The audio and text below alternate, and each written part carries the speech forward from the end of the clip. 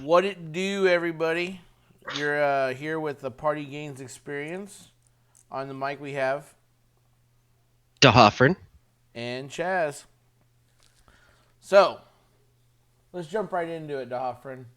What's tickling your fancy nowadays? Right now I am super excited for the new Mario Kart game coming out. I was actually watching the review on that game prepared for our talk today. It's really interesting to see kind of what's gonna be, what's gonna be. What are you excited about the most? Just being able to make your own courses, real world driving kind of dealio, uh, own obstacles throughout your house, and being able to see it either on the video game console or just in person. Yeah. Uh, I'm excited to see how they're going to come up with all the uh, traps and stuff like the banana and the bombs and the mushrooms. Like if I get a boost on it, is it really going to make my little racer go faster? If I throw a banana down and somebody else slips on it, is their car really going to spin around? So I actually got answers for you on that. Oh, okay. Let's So hear them. okay, so you have the 50, the 100, and the 200 cc. They recommend that if you're going to do the 200 cc, that you're going to be in a big area. So like they were doing it in the office, and when you're in the you're in the office, the 200 cc was too fast. And when you look at the 50 cc and the 100 cc, that's gonna be good for like bedrooms, smaller rooms and stuff like that, like average size rooms. But like if you're in your front room, you can do the 200 cc. Um, Okay. the game doesn't recognize obstacles, so even though the camera sees like if you have a box, like a shoe box out, because you make your own obstacles. Right. If for whatever reason that they're like, hey, you decide to put an obstacle there, the game doesn't recognize it, then the players the actual game will actually cut that turn because that obstacle is not there for it because it's in a digital world, whereas in the physical world you hit it. And even at 200 cc, that's the fastest it goes. When you get the boost, it does actually boost it faster. Wah, wah. No, that's good. It's got, like you said, it's got great potential. I mean, I see it like it's gonna be kind of hard for a family. Like for example, I've got two kids, so I think it's gonna be hard for me because I have to buy two switches to play the game, Right. and that's not feasible. Dropping $400 on two switches or $600 on two switches, and then having to drop another $200 because it's $100 for the game. And do not buy them from those scalpers online, you scalping sons of bitches. I'm on GameStop's app right now, and they're like, "Yeah, we'll have it in like a day or two. You'll be fine." And I'm like, "There you go, stupid scalpers." So it's already coming out to GameStop? Oh, yeah, it came out on the 17th on Friday. Oh my god, I'm already behind. I need it now. I thought you knew. No. Well, you are now So in the the other, know, I'm in the know now. Now, or no. you're gaining experience points right now. So that's it. What else? What else tickles your fancy about that game? Like, what's gonna be the big one for you?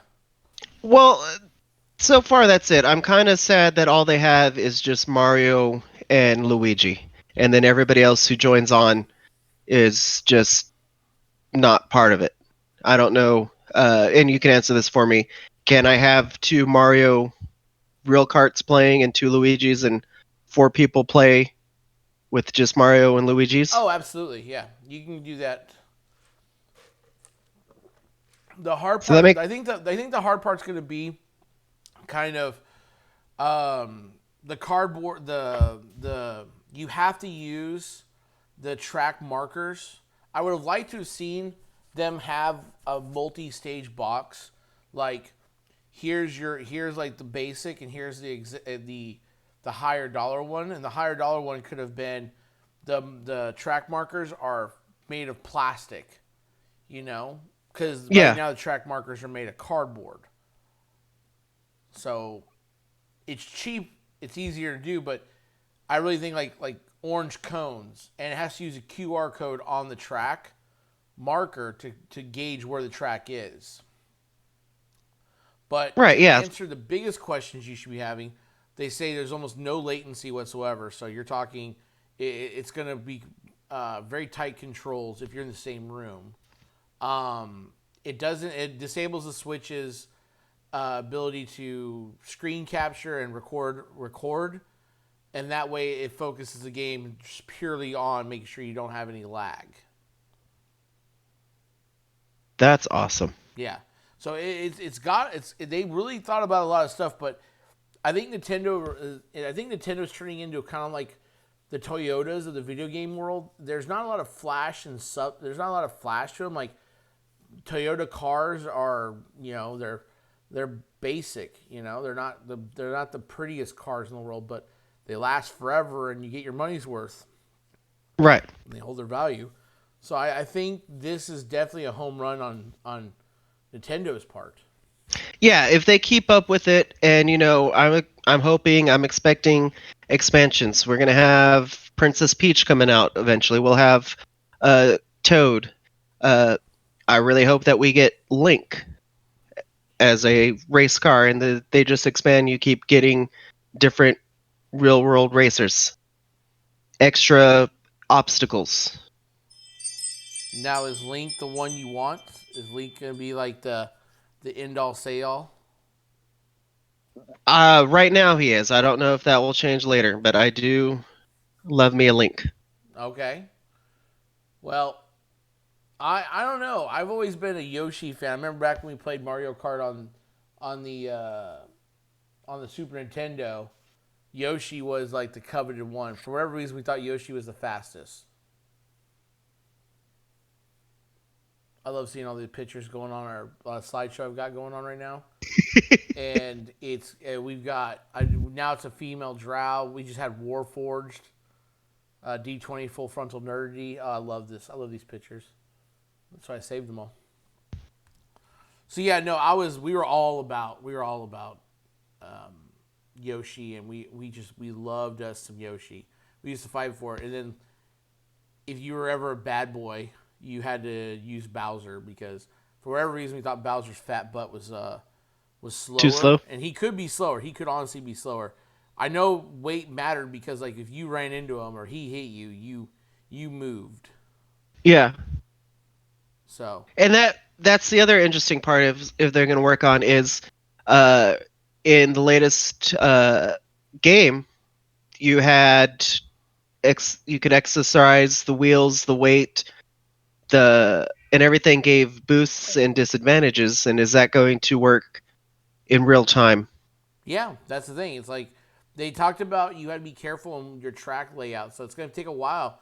So the great thing is like when you set your track up, there's an explore mode, and you can explore your track, and then when you're ready for the explore mode to be done, you have to paint the track. So the little guy comes down and throws paint on your Wheels. tires, and you have to draw it out. Like you have to drive Right. the course. Overall, from the gameplay videos I've watched and reviews, it's definitely a must-have. Game collector wise, it's definitely a must-have. It's definitely gonna make me buy a Switch. I'm really close to buying that Switch this year. But that D&D Beholder trophy is definitely number one on my list because I know if I keep like finding excuses not to buy it, I won't buy it. Right. Well, I'm surprised that this is what made you wait so long for a Switch.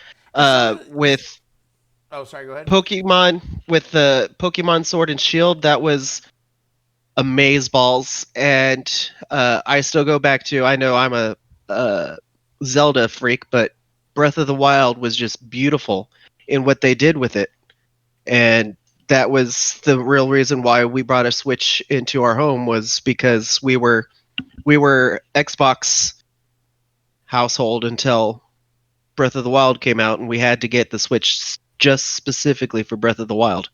Well, see, And it, I didn't wait for the games were what caused me not to get the Switch. In all honesty, I have the same problem I think all gamers have is I have an overabundance of stuff I haven't even touched yet. I haven't even played yet. Um, I'm expanded over too many different consoles. I've got PC, all my retro consoles, my new console. I mean, my Wii U, for God's sakes, I haven't played most of the games on that. I haven't played most of my Wii games. You know, I still have an unopened Twilight Princess that's just sitting there sealed in box. So I'm kind of thinking to myself, do I need to open it? I mean, if I leave it sealed, is it worth more? oh yeah. What else? I just got into handhelds. Like I've always told myself I need to get into handhelds, but I'll be honest with you.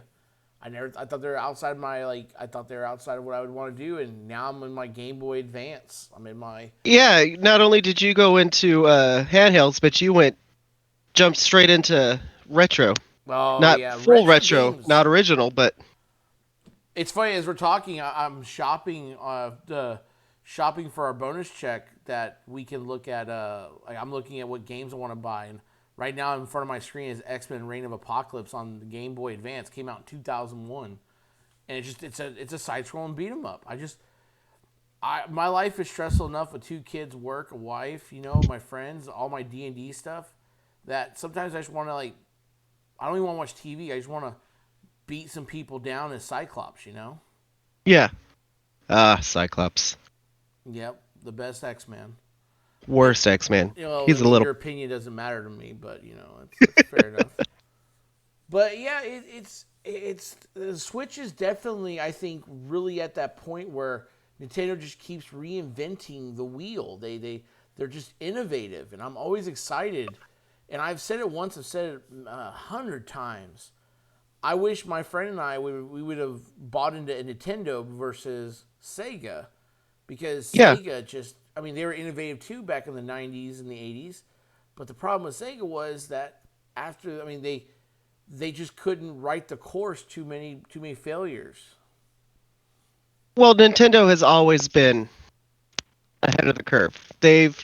You started with the original NES, and then the Super NES came out, and then we got the Game Boy and Game Boy Color, the Game Boy Advance, GameCube, and with each of the new versions, it was adding stuff to it.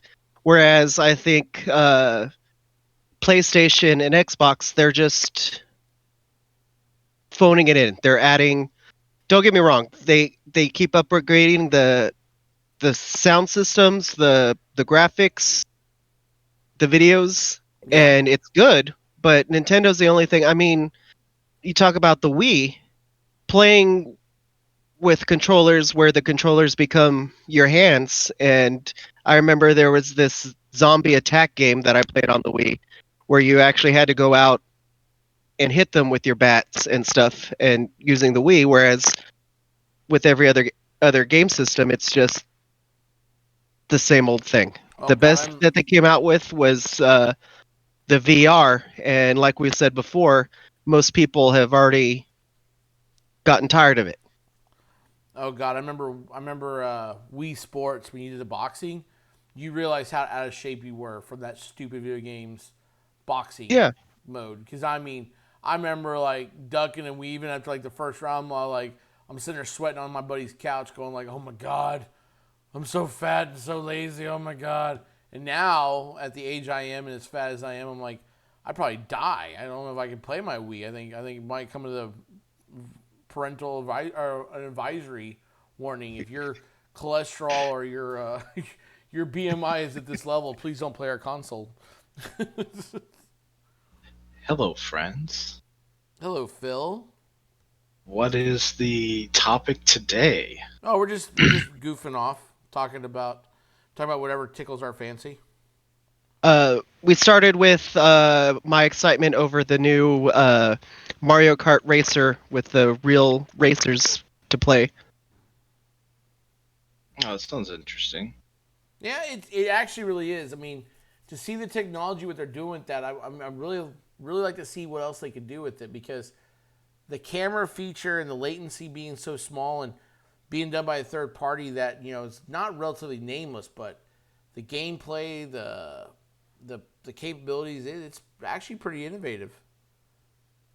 I mean, I was kind of reluctant when I saw this is the 35th year of Mario, so it was their anniversary year. And I was kind of reluctant, like another handheld came out that you could play Mario with. I'm like, I have it on my phone, I have it on my computer, I have it on my MAME cabinet, I have it on my Nintendo Mini. I used to have the actual game itself. How many more different ways do I need to play the freaking Mario, right? Right. I have my Game Boy Advance, got my 3DS XL. Both of them have the Mario. You can buy Mario, the original Mario, on the 3DS XL. You can buy an NES Classics for the Game Boy Advance.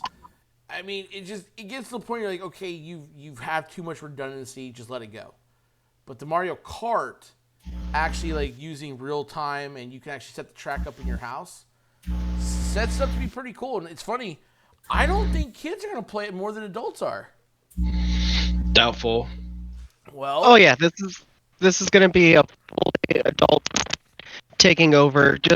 It's going to be the same thing as those old racetracks that you had to put the cars on and line it up just perfectly, or every time you overshot, they would fly off the track. I'm started off as drinking games.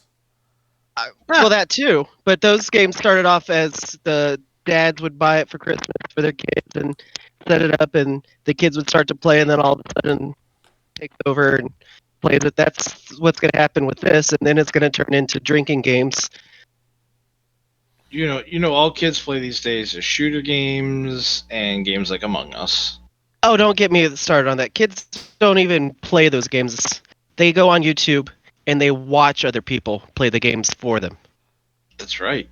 Well, I think there's actually there's a backlash coming from. I think a lot of kids are buying those games, and a lot of those kids are playing those. Don't get me wrong, but I think there's a lot of people actually starting to really get away from them. They're sick and tired of it. I mean, Among Us. We were talking about Among Us the other day, and it was fun for like 30 minutes to an hour, and then after that, you're like, it's the same damn thing all over and over again. Not even a fun, like, loose of letting out aggression, like a beat 'em up would. But you came up with Phil came up with this way of making the game even more interesting. But even that, probably like after 30 minutes, you're like, yeah, I don't want to do this anymore. Yep. It gets a little boring. It's good with friends, but there's so many games that are good with friends that aren't good without friends. I feel like Among Us really fits that. Yeah. I mean, when you look at all the new games coming, when you look at all the games that people are playing all now, it's a lot of PvP, right? I think still a lot of people are going PvP, but I think a lot of teenagers that become adults now, like with D&D 5th edition, I know 4th edition really focused on the digital side of things, right? They wanted you to play digital only. There was really no need to buy the books. Even when you got the D&D subscription for like $80 a year, you had access to every book there was. Why even buy books? Like, I have no 4th edition books because there was literally no reason to buy them. Same. So well, I don't have 4th edition books, but that was because 4th edition sucked. No, it didn't suck. No, it didn't. It didn't suck at all. If you're lucky, you wouldn't have cantrips without 4th edition, so slow your roll. You wouldn't have a lot of the stuff that you have in 5th edition if it wasn't for 4th. So I'll give you that. What's that? I'll give you that. It's like buying or playing in beta testing. They worked out all the bugs for you. No, it was they reinvented the game in 4th. I mean, yeah, 4th. The big problem with 4th was there was no storytelling. You didn't have a lot of storytelling. But to a lot of min-maxers, they didn't care about the story. So a handful of them stuck to 4th and kept it alive. Like Phil there, he's not that big into the storyline, but he loved the min-maxing version of it. Using the powers, it made sense. Like, as a especially spontaneous spellcaster, I should be able to cast a spell more than like 4 times a day. Right. Well, what 4th brought us that everybody likes about 5th is our cantrips. Yeah. Yeah. Because they had the at will abilities, the daily, the combat, etc. And yeah, I really like that they gave us the cantrips from fourth edition. Essentially, is where I think they laid the groundwork for it. Because now it's like, okay, you aren't useless other than 2 spells at first level on like a caster. Absolutely. Yeah. After that, your level 1 caster sitting there like, all right, I throw a rock at him. I don't know what's it matter what I do. I Sleep. use 2 Yeah. magic missiles. I'm done. You know. Yeah. I was playing Tomb Annihilation at my local game shop, and literally we were playing these teenagers that joined our game, and they were complaining about certain stuff, and I was like, why don't you go play Baldur's Gate, and look at where we've come from second edition to now. And of course, you have a lot of people who are die-hard editions. Like there's people out there who only want to play second or 3.5, and that's fine. That's all fine. But to say fifth edition, to say fourth edition is the worst. I mean, you obviously forgotten second because second edition it's hard. I liked second edition, but I thought fourth was better. First edition was hard. I never Oh my played god. first edition. No. Yeah, you did. You played Advanced Dungeons and Dragons. You played the Gold Box games. Those were first edition. Are those first? I thought those were advanced. I thought that was second. Well, it was Dungeons and Dragons, then Advanced Dungeons and Dragons, then Advanced Dungeons and Dragons second edition is what you're used to. Okay. Yeah, I played But second yeah, edition because I think first edition only had like 4 classes or 3 classes. no, they expanded, but Okay. it was AD&D. AD&D was first edition, which technically, so it went D&D then AD&D. So AD&D was technically a second edition, and second was technically third edition. But you know what I'm saying. Between AD&D and second edition AD&D, there wasn't much of a change. Yeah, I buy what you're saying. You still had Thaco. Oh, good old Thaco. Well, I kind of fall into the category of the people you hate, Chaz, because in high school I wasn't in my friend's basement playing. I didn't jump in on the bandwagon until 3.5. Well, Which is fine. It's funny. Like I had this discussion today with a coworker.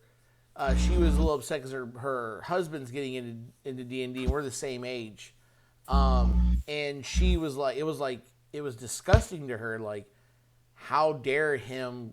How dare he get into that? Right? Like he's like, how I can't believe this. And I'm like, well, what's the big deal? And then you forget that in the 90s and the 80s, how taboo it was. And actually, hell, be honest with you, in the early 2000s, how taboo it was. Oh yeah, it was a devil worshipping game. Devil worshipping. It was like I remember when we would go to parties or we'd go to like the pool hall back in our partying days, and people are all like, "You guys play D&D?" And like, yeah. And then you had guys who lifted, like I lifted weights, and a buddy of mine lifted weights. We both were D&D fanatics. We partied. We didn't have problem talking to girls or talking to anybody, and whatever. We got sunburnt really easy. I'm not gonna lie about that. Like, yeah, we're pretty pale, but we talked about everything, but like, and we didn't really devil worship. I mean, maybe Phil did. Nah. Yeah, it goes back to I keep talking about too the old movie with Tom Hanks, Mazes and Monsters. That came out during that whole propaganda, and that movie was actually made as a cautionary tale to try to keep people away from Dungeons and Dragons. Yeah. I think the next step what they're doing with Tasha's Cauldron of Everything. Phil, have you heard anything about that yet? Nope. So, I want to talk about that. That's what's tickling my fancy right now. Do tell. What's that? Do tell. So, I like the fact that you're going to have customizable backgrounds. You're going to be able to actually take the background and make it your own. So you can start making characters that are truly your own, because one of the creators of D&D, one of the main guys in 5th edition, was talking about it on their podcast, where he was sitting there saying that when you really think about it, you don't really have any choices in D&D. We make all the choices for you, and you have to pick what choice we put in front of you. Correct. you have all you can do is really pick the races, and even then, it's like everyone right now. The big complaint everyone has is stat points. If redistributing stat points, is that going to unbalance the game? Is it going to make the game harder? And one of the creators said, we actually do not create the stat points to balance the game and make the mechanics of the game. We use the stat points to reassert the actual lore of that race. So in Advanced Dungeons and Dragons, the dwarves were always these stout individuals, these very hardened individuals. That's why they have the strength and the constitution bonus. But go ahead. Right now, if you want to play the game and play a class at peak performance, you are limited by race. Completely limited by race. You don't get a choice. Exactly. Like, I want to play a rogue. Pick a race with Dex. Yep. Being an elf. Like, I want to play a sorcerer. You need charisma. Like, you have a main stat, and you have to prioritize that main stat for most classes. Now, granted, some classes like Paladin need fucking every stat in the game, so you kind of pick and choose how you want to do it. But at the end of the day, you're still going to go and look at your point buy calculator and say, okay, these are what's important to me. I have to pick this race. Yeah. Like, I have to be human because I need all the stats. Ah, yay, wonderful. Yeah. Oh, the guy in my party is a Gloomstalker. Well, sorry, dude. I have to be human, so we're always going to have a torch. Sorry to ruin your experience, buddy. But Yeah. I think the Hoffren is going to be the most when it comes to customizing. Like, how do you think that's going to help you customize? Well, it's just like you say, it basically opens up everything to me. My favorite type of race is usually tieflings, but that again becomes limited. My favorite class has always been the bard, and so having to go in and stack high in charisma and then limit me on anything else that I'm doing. So it's like throwing me a kid into a candy store. Now I'm just like, oh, okay, what now? What's next? Yeah, I mean, I'm thinking about the backgrounds. I'm thinking about I'm a big believer. I came across these guys talk about it on WebDM, and they were talking about not all backgrounds you should be the chosen one.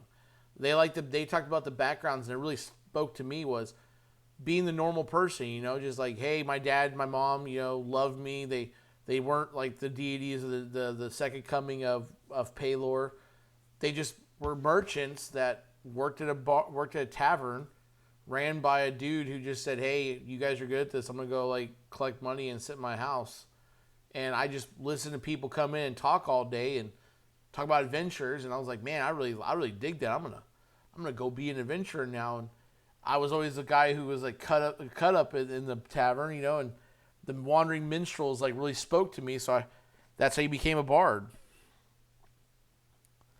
I like that.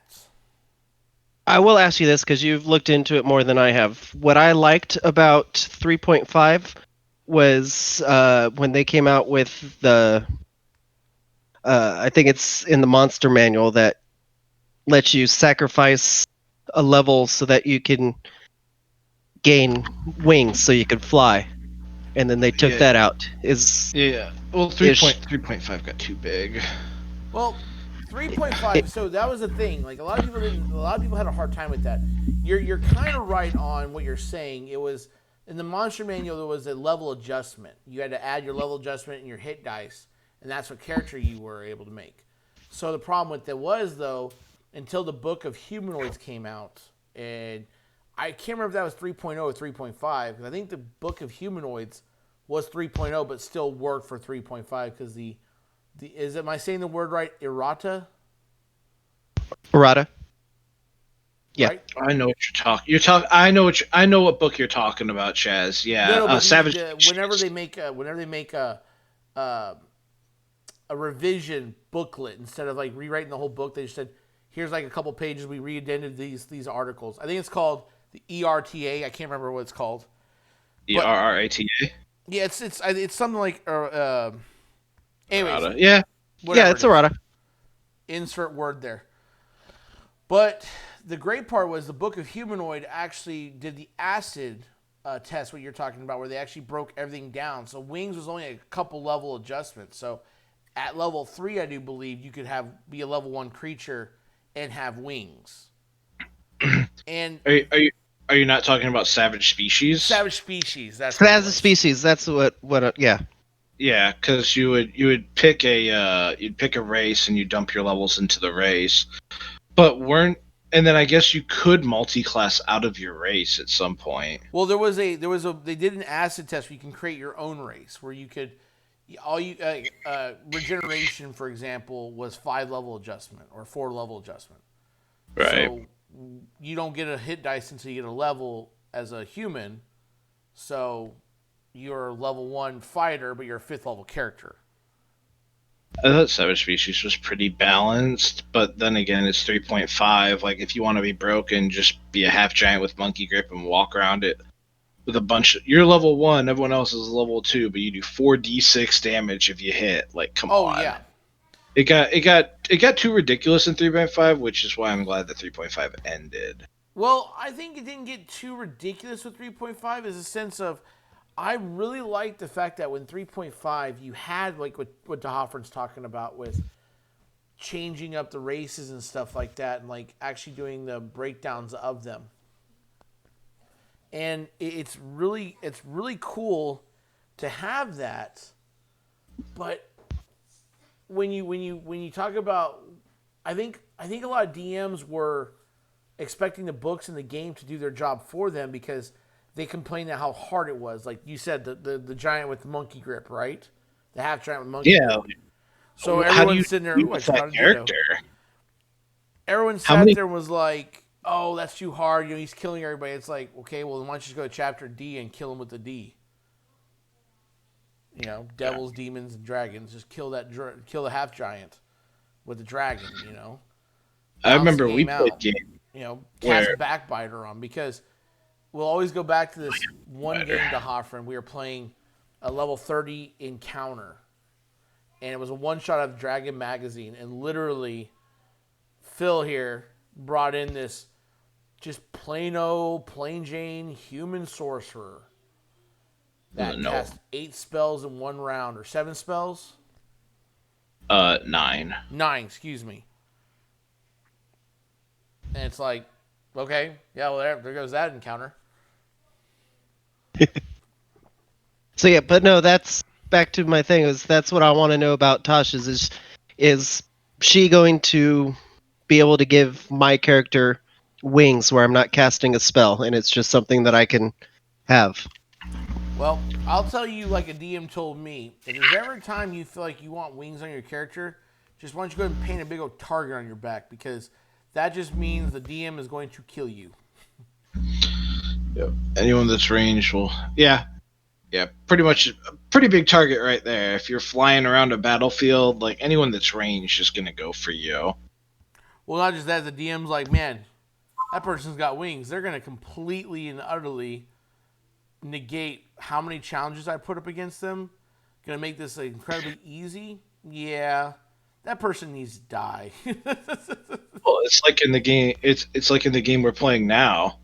I'm playing the Shadow Magic Sorcerer. It's like, oh, you have melee creatures? Cool. Darkness. Fuck you. I get to see through it. Haha. Yep. Oh, yeah. I have lightning bolts. I will shoot you with my lightning bolts because you're a problem. Yep.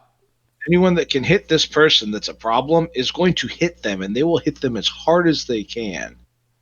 So, yeah, having wings, it does put a target on you. It could be fun. Yeah, it could be enjoyable. But at the same time, like you got to be careful because DM, if they're not playing easy mode, they're gonna kill you. What about wings get you so excited? I just like wings. That's fair. I am a very much type of person that bases their characters off of things that I either see in movies or read in books or play in games. My winged characters usually Avacyn, which is one of the cards from Magic the Gathering. She's this really awesome angel. So whenever I try to build her, that's why in the other campaign that we're playing, she's an Aasimar. It's because that was the closest thing I can get to a creature that has wings. I think if they brought, like, if 5th edition brought a Deva or brought the ability to play an angelic creature, I would definitely make Tyrael. Yeah. Nah. The Huffren, you played newer MTG, right? Yes. I'd be Teferi, dude. Everyone would kill me because no one would like me. Teferi's the best. What's so bad about that character? He's a planeswalker, and he's just super obnoxious because if he uses his ultimate every time you draw a card, he gets to remove anything he wants from play that's on your side, even land. That would be Literally sends it to the void. Yeah. If he pops off, like it's like, oh, Teferi ulted, I'm just leaving this game. It's over. He wins. Teferi ulted. Is he like Garen or Garrett? What's spinning You're guy? talking about you're talking about Garrett. No. So Chaz, think about where you're playing Magic the Gathering. You throw out the most disgusting card possible. You're like, dude, I will kill you next turn. I have played the sickest card in the game, and but the other person Teferi ults, so they just remove it from the game. There's no getting it back. Nothing like that. There's no protecting it. It's gone. It's dead. It's removed. Goodbye. Let's try to put it in D&D terms. It takes him, let's pretend it's 5 rounds. Turn. Yep. 5 rounds in a combat. That in 5 rounds, he has the ability to negate magic constantly at will. Yeah. So you have 5 turns to, once he comes into the battlefield, to get rid of him, or every time you try to cast a spell on him, he's just going to say, no, I don't want you to. Yeah, and you can't... every time you draw a card, if you have Teferi, you remove something that the opponent has. So if they have 7 lands, and you cast a spell to draw 7 cards, you remove all their land, they have no more mana, you win the game. Because every time you play a land, you can only play 1 a turn, and Teferi's just going to remove it again. You literally have no way to win the game. He's going to nil you. You're going to draw your last card, and you're going to die from not having cards. It's a control deck. But yeah, Teferi's a jerk, Chaz. There's some planeswalkers in that game that are real jerks. And no one likes Teferi because he's one of the big jerks. Well, see, like I've always been the kind of person who said you can play those characters. It doesn't really bother me because I always have a way to get around them. You know. Oh yeah. Spellcasters. Sure. Everybody's always like, well, spellcaster is going to be unfair. It's going to be unfair. It's going to be unfair. And I'm like, well, why is the spellcaster unfair? I don't get it. And like, well, I can't counterbalance counterbalance them. I'm like, okay, well then you need, as a DM, you need to like come up with a way to counterbalance it. So every time someone's like, oh, I have the ultimate class that's going to destroy everything, it's like, I have yet to see a class that destroys everything. I have things that's annoying. I mean, I think classes can be annoying. Like, I think it's funny whenever spellcasters in 5th edition don't get counterspell. I don't understand why a player would not want to get counterspell. Counterspell is really good. I could see why a sorcerer wouldn't take counterspell because their spell pool is so limited. Sure. But every wizard should have counterspell. I'm frustrated not to have it on my sorcerer, and down the line I will only have 1 spell for a certain level because of that, just because I want counterspell. Well, it's funny is I love what like 5th edition. I think what 5th edition did the best out of every edition there has been this, not just the spellcasters, but really the bard, the cleric, and the paladin. They made the paladin, cleric, and bard playable classes now. But monk's not. Monk is still the worst. I have no one can tell me that yeah, monks are useful at all. But I mean, when you really stop and think about it, in 3.5, 4th edition, 2nd edition, paladins were almost like like unicorns. You only saw once every one of them once in a while. And when you had it, like, oh, great, a unicorn's here. Oh, that's so great. Oh, I love having a paladin. And then you're like, okay, well, we need to interrogate this person. Paladin's like, no, we need to take him to the authorities. No, you need to go help that woman cross the street while we talk to this prisoner. You know? Yeah. Yeah, but that's game dependent, because you could definitely have someone like TJ on a paladin and be like, nope, I refuse. No, but then he loses powers. That's code of conduct. Well, I mean, there's a very low chance that there really is an old lady crossing the street. No, but that's my point. It's like, that was the thing. Like, in 5th edition, when people coming to 5th edition, for example, like, when I feel like I'm on a street corner converting people into a new religion, and I'm bringing people over to 5th edition, like, you need to leave your church and come to the 5th edition church. It's so much better. When you sit there and they go, okay, well, why is 5th edition better? It's like, hey, you can play a paladin. You can play a paladin however you want. There's no code of conduct. Paylor doesn't care what you're doing. Well, I want to murder people. Yeah, we got that. We got you covered, bro. It's called Vengeance and Oath. Oh my god. My Avacyn character, playing her as a Vengeance paladin, is so much fun. She is a PMS paladin. PMS paladin. Oh no. She is on a mission. That woman has been wronged. That woman has got some pain behind them eyes. Hey, at work and in real life, I have to smile and have to deal with stupid and useless people and just smile and say, okay, thank you. Well, then Avacyn is my chance to be able to play a character and just say, be done. You're useless to me. You're not going to be around much longer. We better not broadcast our game sessions then, because someone's gonna pick you up. Like, some authority is gonna take you away because you're scary. Like, you give people like one chance to prove their worthiness to you, and then just straight down murder them. Wait, DeHoffern, are you team killing, buddy? No, I don't team kill. I am not.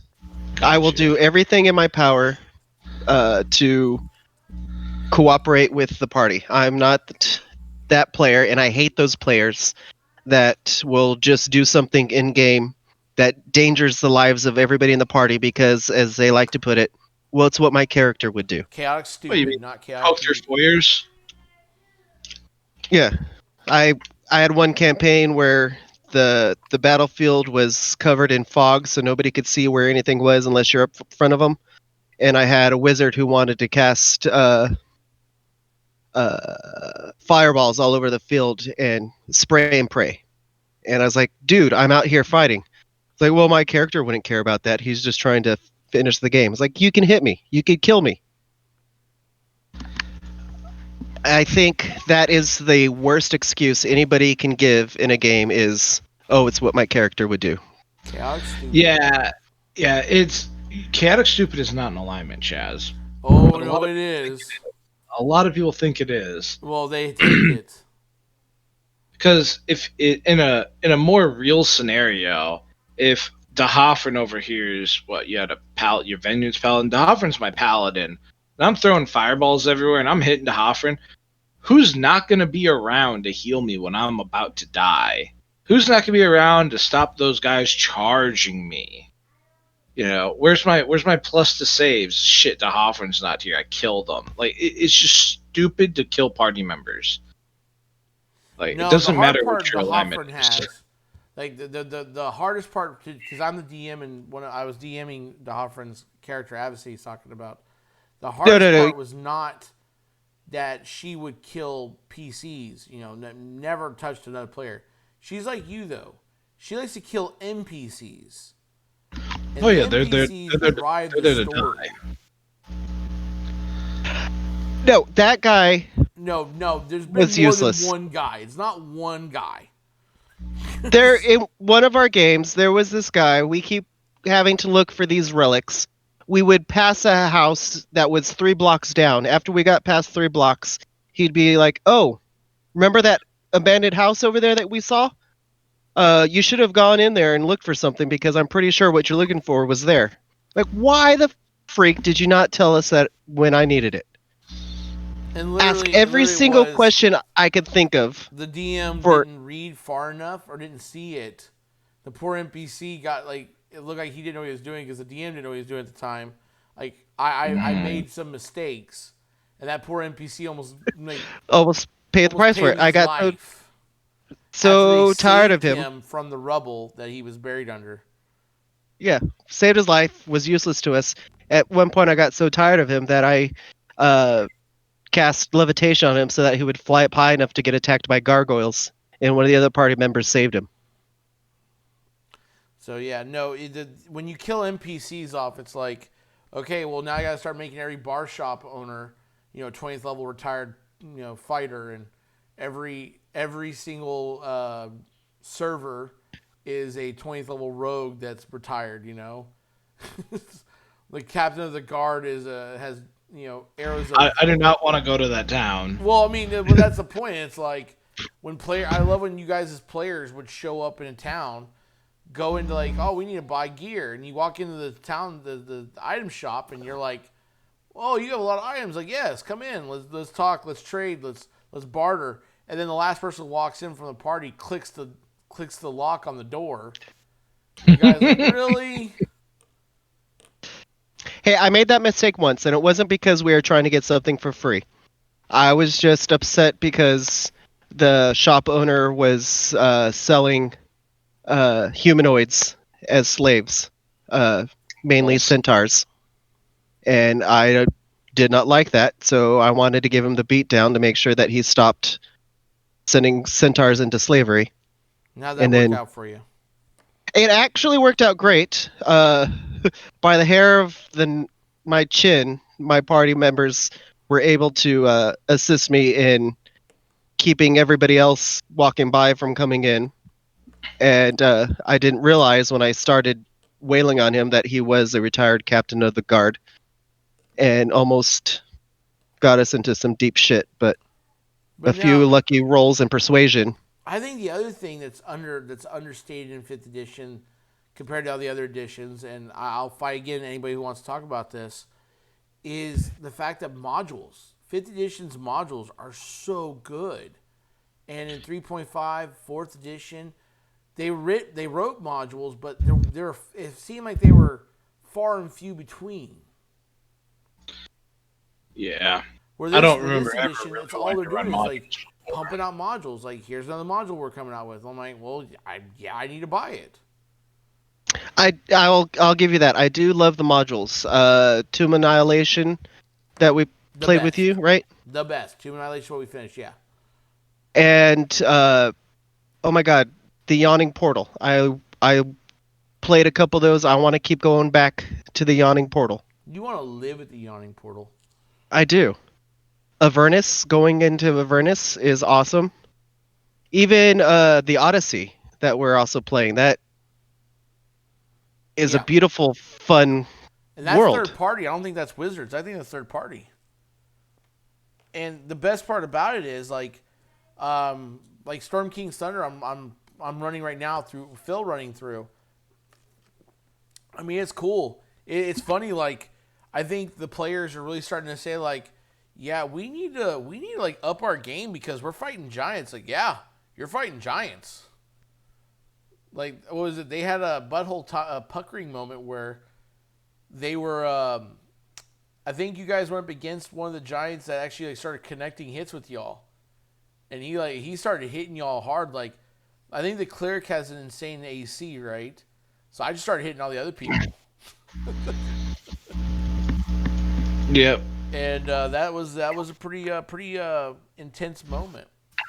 Which fight was that? There was one of the random encounters where you guys came across 3 hill giants.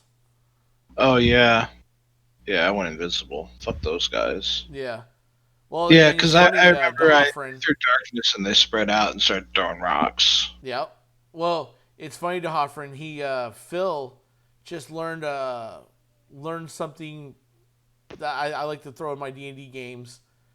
They got their first encounter with Night Hag Coven. Ooh. Or Coven of Night Hags. Yep. I think it was funny. DeHoffman was like, "What do you mean they cast Light Bolt? I'm in darkness. They know where you're at, but I'm in darkness. They don't need to see you. They just need to cast into it."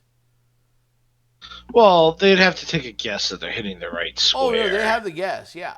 But their intelligence is 16, which is equated to 160 IQ. They know. Yeah, they're probably going to guess correctly. Huh? Yes, they would probably guess correctly because they are spellcasters. If they were not spellcasters, even with a 16 int, Right. I would want some knowledge checks. But Yeah. someone that's strong enough to be able to cast a spell and knows a spell, then yeah, they know the ins and outs of it. The only thing that sucked was when you cast darkness, I couldn't see you, so I couldn't counter your spells. Yeah, That was nice. pissing one of our players off. He was, in one of the campaigns I ran, it was pissing one of the players off. And then in this campaign I'm running with Storm King Thunder, I pissed another player off because he did not. I've learned that players do not like it when you tell them they can't do something. Not because you're being a jerk, but just literally you're like, no, the mechanic says you can't do it because I stopped it. And in a fair way, like I didn't break any rule. Counterspell's right there and just shut the spell down. Oh, when you put all that time into building your character so that you could specifically do this, and then all of a sudden you find out, you come across somebody that says, "Oh, nope, sorry," it's aggravating. Oh yeah, well that's what I like to do. I like to create memorable battles because when you start just throwing bags of meat at people, because that's all these random encounters are, just bags of meat. People like Phil will just get bored and say they'll turn their mic off, they'll go to play something else, and when it comes to their turn, they click the X button or whatever their push to talk button is and say, "I cast magic missile. I do 12 points of damage," and then they go back to what they were doing. It's not fun anymore. Yeah. It's not challenging, but like going up against Night Hags who are like, "Oh no, we see you. We're smart. We're cunning." And when they disappear, everyone's like, "Well, I know where they're at." No, you don't. They're another plane of existence. They're gone. Ah, yes, but that hound knew where they were at. Hound did not know where they were at. He goes, "They disappeared." Nope, he knows where they're at, Yeah, no matter I how don't far care away what they that are. book says. That hound does not know where they're at. Of course it does. Yeah. I mean, you saying it over and over again doesn't make it true. I mean, that's what the book says, but as a DM, you have the right to break the rules. Oh, yeah, no, I'm not breaking the rules. I am straight up telling you, no way that freaking dog knew they went Sure to does. another planar existence. He knows where they're at. Uh-huh. He knows that they left this plane of existence, I'll give you that. Well, I think that's going to do us for tonight. Phil, do you want to add anything to our discussion tonight? Any kind of closing notes? What? No. Hi. Hi. He just kind of slipped in there and is going to be part, and just felt like we've gained experience from Phil being here. DeHoffren, you want to go ahead and do your obligatory share? As always, Cher, I love you. If you're listening, I want to meet you. If anybody else knows Cher or how to get in talk with Cher, please hit me up because Cher's awesome. And he totally does not want to hurt you in any way. He wants to genuinely speak to you and shake your hand. Well, I think that'll do it for us tonight.